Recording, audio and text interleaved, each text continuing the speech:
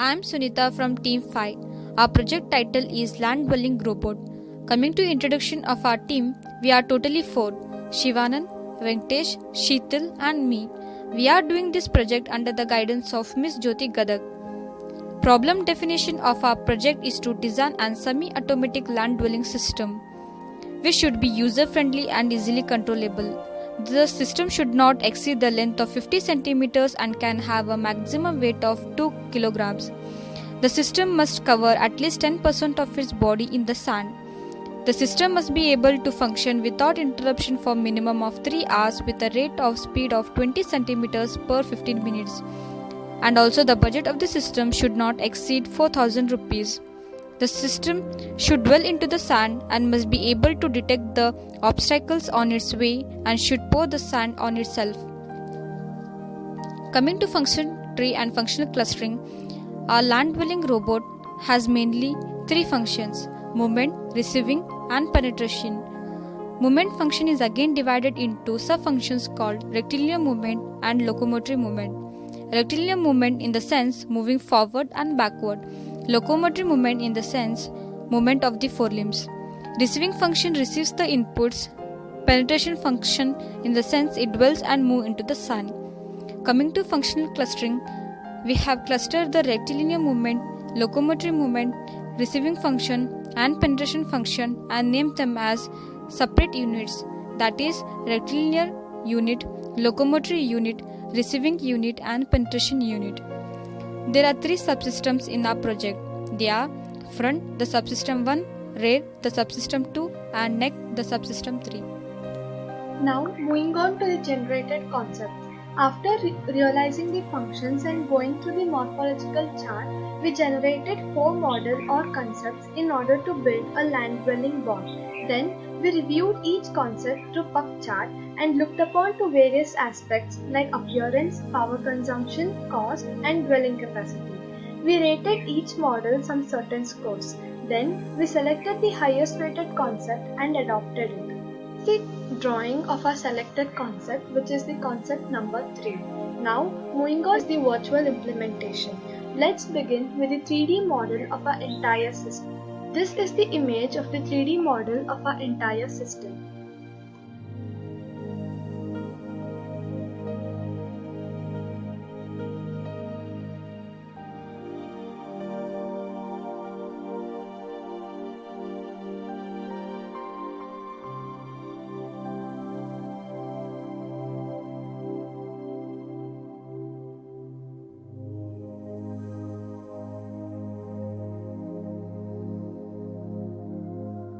So those were the different views of our 3D model. We have generated our 3D model by Autodesk Inventor software, and after designing each part, the final assembly looks like. Now moving on to the circuit diagram for the entire system. Our circuit diagram consists of 3 servo motors and Arduino Mega also. The first servo motor is used for the right and left movement of the neck, and the other servo motor is used for the movement of forward limbs, and the other one is used for the movement of backward limbs. Flowchart of entire system. For inputs, if x equal to 2, system moves forward. If x equal to 8, system moves backward. If x equal to 4, head servo rotates by 20 degree in anti-clockwise direction, and if x equal to 6, head servo rotates by 20 degree in clockwise direction. If x equal to 0, system stops. Bill of materials required for the entire system. There are 2 types: mechanical components, which includes screws, nuts and standoffs; electrical components, which includes 3 servo SG90 motor, 1 Arduino Nano, cables, IR sensors, etc. Motor sizing and battery sizing. In motor sizing, with the calculation which we have made, maximum current consumed without load is 150 milliampere. Maximum current consumed with load is 375 milliampere. For battery sizing, current consumed should be taken with load, that is 375 milliampere. For 3 servo motors which we are using in our system, it requires 1125 milliamperes. For 3 hours to system run, 3.375 ampere hours of current is required. For functional specifications of entire system, according to the input given, front and rear motor rotates by 30-degree clockwise and anti-clockwise direction, which facilitates the forward and backward movement of the system. Even with input given, rotation of head part takes place by 20-degree clockwise and anti-clockwise direction. Hello friends, I'll be explaining the simulation part of this project. In this project we are using 3 servo motors and 1 Arduino board, and here are 3 servo motors. This servo is called front leg servo, this is back leg servo, and this is neck part of the servo. To control these 3 servo motors we are using 3 PIR sensor. This sensor is for the forward motion, and this sensor is for backward motion, and this sensor is to rotate a neck part.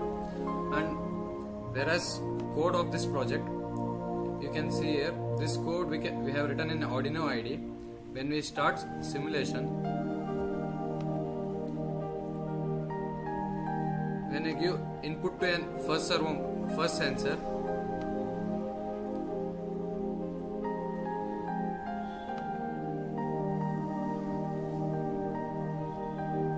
first all servo motors get positioned to a 90 degree, then later on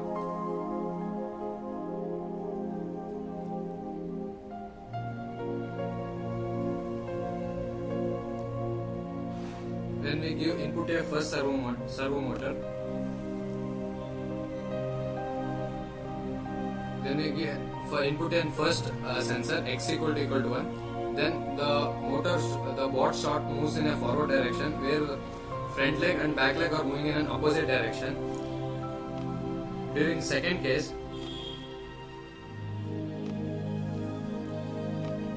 when we give an input in second sensor,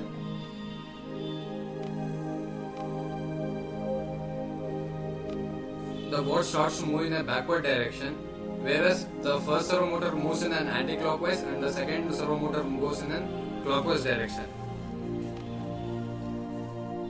And we have other feature to rotate its neck part. When you can input a third sensor, the neck part starts rotating. And this is about the simulation part, where this board can be used as an application part. I have listed some of the three features during earthquakes. When a building collapses, we can't identify if there are people inside a building or not. So using this land dwelling board, we can enter into a building and we can check them by modifying this board. And even in army purpose, and during even for the spy purpose like raw agents, CIA agents in America. So, this was all about our project, the land dwelling board. We really enjoyed this journey, and of course, this course, Engineering Exploration, has undoubtedly taught us about both technical management and team management. We are all thankful to our mentor, Professor Jyoti Gadag, who has always stayed by us